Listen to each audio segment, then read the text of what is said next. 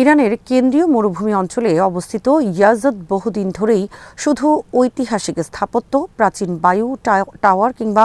মরু সভ্যতার জন্য নয়, বরং আধুনিক সামরিক ভূগর্ভস্থ অবকাঠামোর কারণেও আন্তর্জাতিক নিরাপত্তা বিশ্লেষকদের নজর কেড়েছে।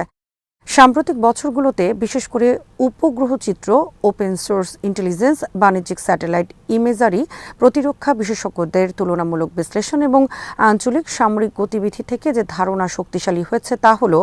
ইয়াজদের পাহাড়ি অঞ্চলে নির্মিত গভীর ভূগর্ভস্থ ক্ষেপণাস্ত্র স্থাপনাগুলোকে প্রচলিত বিমান হামলার মাধ্যমে সম্পূর্ণ ধ্বংস করা অত্যন্ত কঠিন এবং অনেক ক্ষেত্রে প্রায় অসম্ভবের কাছাকাছি। এই বাস্তবতা কেবল ইরানের প্রতিরক্ষা দর্শনের ফল নয়, এটি 4 দশক ধরে গড়ে ওঠা এক দীর্ঘমেয়াদী সামরিক স্থাপত্য, যেখানে ভূতত্ত্ব, প্রকৌশল, গোপন লজিস্টিক, বিকেন্দ্রীভূত যুদ্ধনীতি এবং প্রতিরোধমূলক সক্ষমতা একসঙ্গে যুক্ত হয়েছে।